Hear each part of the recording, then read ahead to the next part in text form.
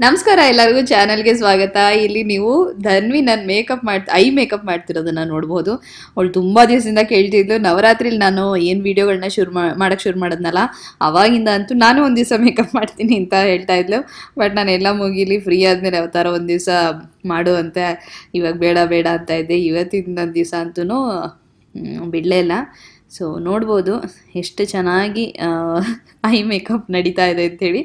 ಪ್ರಯತ್ನ ಅಂತೂ ಚೆನ್ನಾಗಿತ್ತು, ಆದರೆ ಕೊನೆಗೆ ಹೇಗೆ ಕಾಣುತ್ತೆ ಅನ್ನೋದನ್ನು ನೀವು ವಿಡಿಯೋನ ಫಾರ್ವರ್ಡ್ ಮಾಡಿದೆ, ವೆಯ್ಟ್ ಮಾಡಿ ನೋಡಿ. ಕಣ್ಣಲ್ಲಿ ಯಾರು ಬಂದು ಕಣ್ಣಿಗೆ ಒಂದು ಗುದ್ದಿದಾಗ ಕಣ್ಣು ಹೇಗಾಗುತ್ತೋ ಫಿಲಮ್ಗಳಲ್ಲಿ ನೋಡಿರ್ತೀವಲ್ಲ ಆ ಥರ ಕಣ್ಣು ಕಾಣಿಸ್ತಾ ಇತ್ತು. ಬಟ್ ಅವಳಿಗೆ ಅದು ಮಾಡಬೇಕು ಅಂಥೇಳಿ ಭಾರಿ ಆ ದಿವಸದಿಂದ ನಾನು ಹಿಂದೆ ಬಿದ್ದಿದ್ಲು.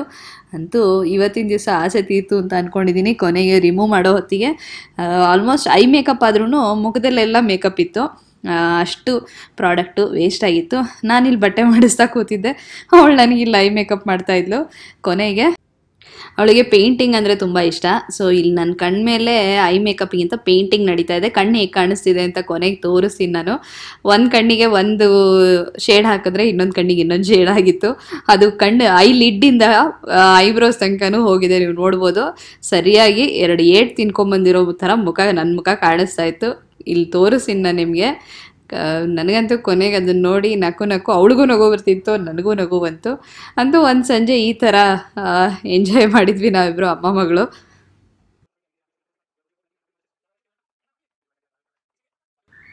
ಕೊನೆಗೆ ಕಣ್ಣು ಈ ಥರ ಕಾಣಿಸ್ತಿತ್ತು. ಹೇಗೆ ಕಾಣಿಸ್ತಿತ್ತು ಅಂತ ನೀವು ಖಂಡಿತ ಕಾಮೆಂಟ್ ಸೆಕ್ಷನ್ ಬರೆದು ತಿಳಿಸಿ.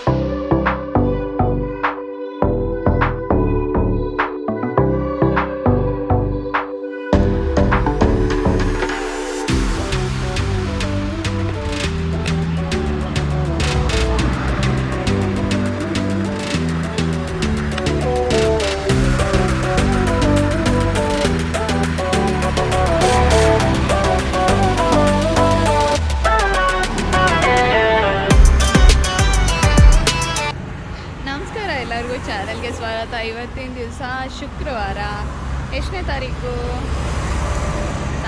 ಇವತ್ತು 30ನೇ ತಾರೀಕು ಅಕ್ಟೋಬರು. 30ನೇ ತಾರೀಕು ಅಕ್ಟೋಬರ್ ಇವತ್ತಿನ ದಿವಸ 30ನೇ ತಾರೀಕು ಅಕ್ಟೋಬರ್ ಇವತ್ತಿನ ದಿವಸ ನಂದಿ ಬೆಟ್ಟಕ್ಕೆ ಹೋಗೋಣ ಅಂಥೇಳಿ ಹೊರಟಿದ್ದೀವಿ. ಇವಾಗ ಟೈಮು ಸುಮಾರು 11:15 ಆಗಿದೆ. ನಂದಿ ಬೆಟ್ಟಕ್ಕೆ ಹೋಗ್ಬೇಕಾದ್ರೆ ಬೆಂಗಳೂರಿಂದ ಬರ್ತಾ ಒಂದು ಪಾಯಿಂಟ್ ಆದಮೇಲೆ ಲೆಫ್ಟಿಗೆ ತಿರ್ಕೋಬೇಕಲ್ಲ, ಅಲ್ಲಿ ಲೆಫ್ಟಿಗೆ ತಿರುಗಿ ಇಲ್ಲಿಂದ ಹೋಗೋದು. ನಂದಿ ಬೆಟ್ಟಕ್ಕೆ ಹೋಗಿ ಸ್ವಲ್ಪ ಹೊತ್ತು ಅಲ್ಲೂ ಟೈಮ್ ಸ್ಪೆಂಡ್ ಮಾಡಿ ನೋಡಿಕೊಂಡು ಬರೋದಷ್ಟೇ, ಇನ್ನೇನಿಲ್ಲ. ಸೊ ಬೆಳಗ್ಗೆ ಮನೆ ಬಿಟ್ಟಾಗ 8:30 ಆಗಿತ್ತು.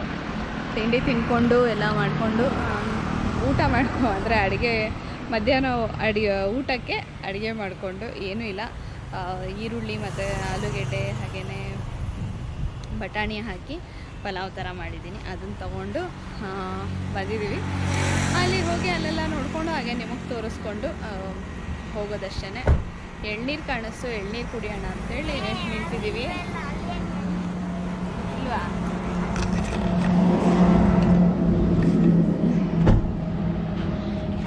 ಹೆಲೋ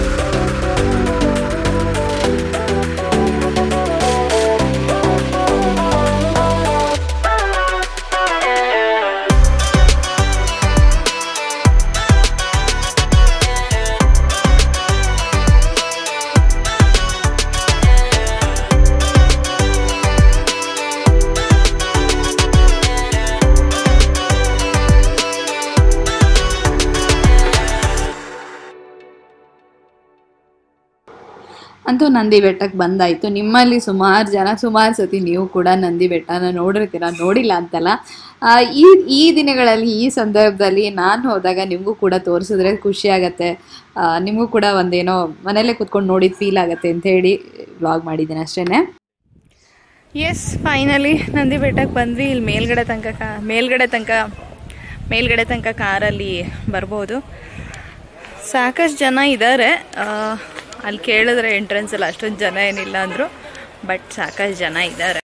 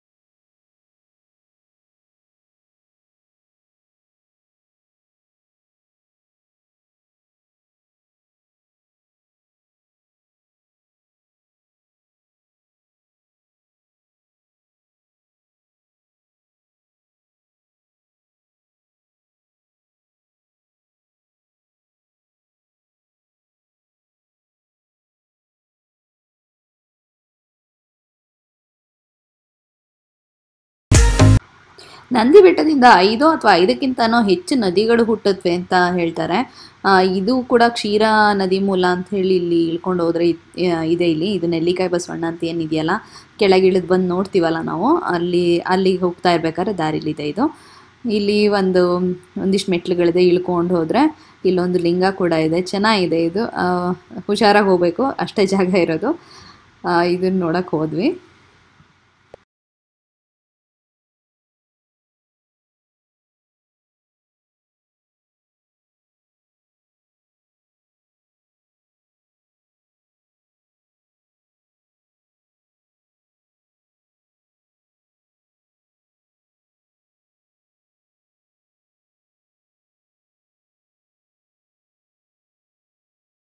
ಅಲ್ಲಿಂದ ಮುಂದಕ್ಕೆ ಬಂದರೆ ನೆಲ್ಲಿಕಾಯಿ ಬಸವಣ್ಣ ಇದೆ. ಇದ್ರ ಮುಂದೆ ನೆಲ್ಲಿಕಾಯಿ ಮರಗಳಿದೆ.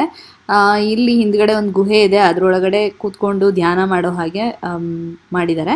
ಯಾರೋ ಒಬ್ಬರು ಇಲ್ಲಿ 2 ವರ್ಷಗಳ ಕಾಲ ಧ್ಯಾನ ಮಾಡಿದ್ರು ಅಂತ ಹೇಳಿ ಅಲ್ಲಿ ಬರೆದಿದೆ. ಬ್ರಹ್ಮಾಶ್ರಮ ಅಂತ ಕೂಡ ಇದೆ.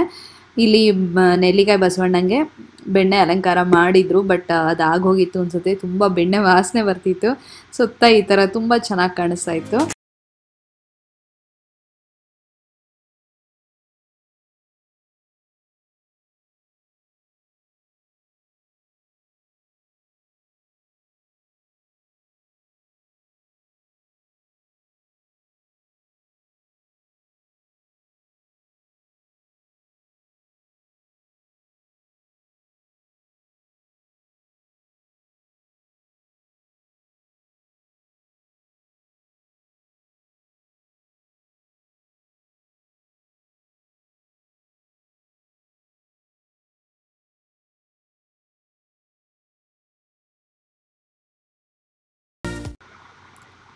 ಕಟ್ಟಲೊಂದು ಹಸಿರಿನ ನಾಡು, ಬಿಟ್ಟು ಬನ್ನಿ ಸ್ವಾರ್ಥದ ಕೋಡು, ಬಾರೋ ಹಸಿರಿನ ಹರಿಕಾರ, ತೋರೋ ನಿನ್ನೆ ಸಹಕಾರ, ಬರಲಿ ಎಲ್ಲ ಜನರಿಗೆ ಪರಿಸರ ಪ್ರಜ್ಞೆ, ಬೇಕಿಲ್ಲ ಅದಕ್ಕೆ ಸರ್ಕಾರದ ಆಜ್ಞೆ.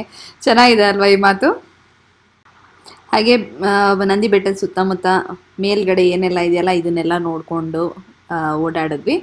ಅದನ್ನೇ ನಿಮಗೂ ಕೂಡ ಚೂರು ತೋರಿಸ್ತಾ ಇದ್ದೀನಿ. ನೀವು ಕೂಡ ನೋಡ್ತಾ ಎಂಜಾಯ್ ಮಾಡಿ.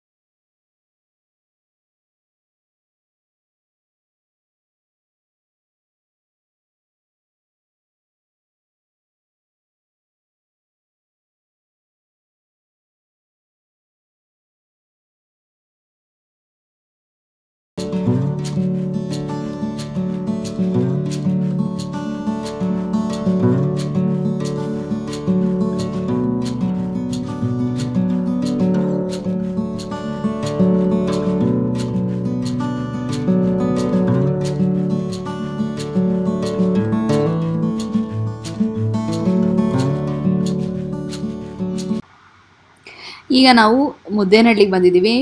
ನಂದಿ ಬೆಟ್ಟನ ನೋಡಿಕೊಂಡು ಅಲ್ಲಿಂದ ಮುಂದೆ ಬಂದ್ವಿ.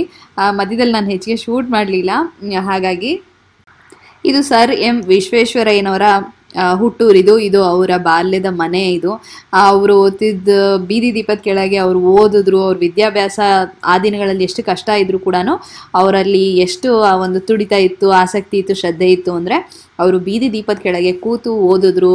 ಎಷ್ಟೆಲ್ಲ ಸಾಧನೆ ಮಾಡಿದ್ರು. ಅವ್ರ ಕೊಡುಗೆ ಏನು ಅನ್ನೋದು ನಾನಿಲ್ಲಿ ಹೇಳಬೇಕಾಗಿಲ್ಲ, ಎಲ್ಲರಿಗೂ ಗೊತ್ತೇ ಇದೆ ಅನ್ಕೋತೀನಿ. KRS ಇರ್ಬೋದು ಅಥವಾ ಇನ್ನೂ ಅನೇಕ ಪ್ರಾಜೆಕ್ಟ್ಗಳು ಅನೇಕ ರಾಜ್ಯಗಳಲ್ಲಿ ಅಂಥದ್ದೆಲ್ಲ ಮಾಡಿದ್ದಾರೆ ಅವರು. ಅಂಥವರ ಹುಟ್ಟೂರಿಗೆ ಹೋಗಿ ನೋಡ್ಕೊಂಬರೋದು ನಿಜವೂ ಒಂದು ಏನಂತಾರೆ, ನಮಗೆಲ್ಲ ತುಂಬ ಸ್ಫೂರ್ತಿ ಕೊಡುವಂಥದ್ದು. ಈಗ ಇದನ್ನು ಮ್ಯೂಸಿಯಂ ಮಾಡಿದ್ದಾರೆ. ಇವಾಗ COVID-19 ಸಮಸ್ಯೆಯಿಂದ ಇದನ್ನು ಹೋಗೋದಕ್ಕೆ ಈಗ ಬಿಡ್ತಿಲ್ಲ, ಇದನ್ನು ಮುಚ್ಚಿದ್ದಾರೆ. ಇಲ್ಲಿ ಏನು ಬೋಗನ್ವಿಲ್ಲಾ ಗಿಡ ಇದೆಯಲ್ಲ, ಇದರ ಪಕ್ಕದಲ್ಲಿ ಒಂದು ಕಂಬ ಇದೆ, ಪುಟ್ಟದೊಂದು ಕಂಬ ಇದೆ. ಆ ಕಂಬದಲ್ಲಿ ಬೀದಿ ದೀಪ ಅದು, ಅದರ ಕೆಳಗೆ ಕೂತ್ಕೊಂಡವರು ಓದ್ತಾ ಇದ್ರು ಅಂತ ಹೇಳಿ ನಾವೆಲ್ಲ ನಮ್ಮ ಸ್ಕೂಲ್ ಡೇಸಲ್ಲಿ ಆ ಪಾಠಗಳಲ್ಲಿ ನಾವು ಓದ್ತಾ ಇದ್ವಿ. ಸರ್ ಎಂ ವಿಶ್ವೇಶ್ವರಯ್ಯನವ್ರ ಬಗ್ಗೆ ಓದ್ಬೇಕಾದ್ರೆ ಆ ಒಂದು ಇದು ವಿಷಯ ಬಂದೇ ಬರ್ತಿತ್ತು. ಎಷ್ಟು ಕಷ್ಟಪಡ್ತಿದ್ರು, ಓದಬೇಕು ಅನ್ನೋದು ಒಂದು ಇತ್ತು. ಆ ತುಡಿತಕ್ಕೋಸ್ಕರ ಪಾಪ ಮನೆಯಲ್ಲಿ ದೀಪ ಇಲ್ದಿದ್ರು ಕೂಡ ರಾತ್ರಿ ಸಮಯದಲ್ಲಿ ಬೀದಿ ದೀಪದ ಕೆಳಗೆ ಕೂತ್ಕೊಂಡು ಓದ್ತಿದ್ರು ಅಂತ ಹೇಳಿ. ಈಗ ನಿಮ್ಗೆ ಏನಿಲ್ಲಿ ಬೋಗನ್ವಿಲ್ಲಾ ಗಿಡ ಕಾಣಿಸ್ತಿದೆಯಲ್ಲ, ಇದ್ರ ಮುಂದ್ಗಡೆ ಒಂದು ಚಿಕ್ಕ ಕಂಬ ಇದೆ. ಅದು ಎಷ್ಟು ಮಟ್ಟಿಗೆ ನಿಮ್ಗೆ ವಿಡಿಯೋದಲ್ಲಿ ಕಾಣುತ್ತೋ ಗೊತ್ತಿಲ್ಲ, ಬಟ್ ತೋರ್ಸಕ್ಕಂತೂ ಒಂದು ಪ್ರಯತ್ನ ಪಟ್ಟಿದ್ದೀನಿ. ಇಲ್ಲಿ ಕೂತ್ಕೊಂಡು ಅವ್ರು ಓದ್ತಿದ್ರು ಅಂತ ಹೇಳಿ.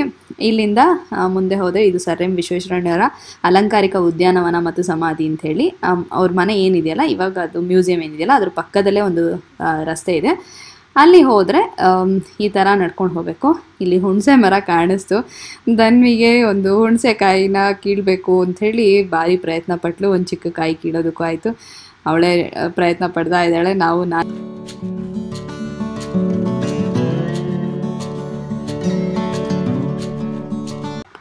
ಇದು ಸಂಜೆ 5 ಗಂಟೆಗೆ ಇದನ್ನು ಕ್ಲೋಸ್ ಮಾಡ್ತಾರೆ. ಅವಾಗಿನೂ ಕ್ಲೋಸ್ ಮಾಡಿದ್ರು, ಅವರು ಹೊರಟಿದ್ರು ಕೂಡ ಅಲ್ಲಿ ಸ್ಟಾಫ್, ಹಾಗಾಗಿ ನಮ್ಗೆ ನೋಡೋಕ್ಕಾಗಲಿಲ್ಲ. ಸಚ್ಚಾರಿತ್ರ, ಸಜ್ಜನಿಕೆ, ಸಂಪನ್ನ ಜೀವನ, ಸಂತೃಪ್ತಿ, ಸಮಾಧಾನ, ಮಾನವ ಸೇವೆಯನ್ನೇ ಮಾಧವ ಸೇವೆಯನ್ನಾಗಿ ಮಾಡಿದ ಪರಮ ಸಾತ್ವಿಕ ವ್ಯಕ್ತಿ, ಉಜ್ವಲ ದೇಶದ ಪ್ರೇಮದ ಪ್ರಚಂಡ ಶಕ್ತಿ, ಮುಂಬರುವ ಜನಾಂಗಗಳಿಗೆ ಸ್ಫೂರ್ತಿ ಮೂರ್ತಿ, ಮಹಾನ್ ಚೇತನವೆನಿಸಿದ ಸರ್ ಎಂ ವಿಶ್ವೇಶ್ವರಯ್ಯನವರ ಇಲ್ಲಿ ಸಮಾಧಿ ಇರೋದು ನೀವು ನೋಡಬಹುದು.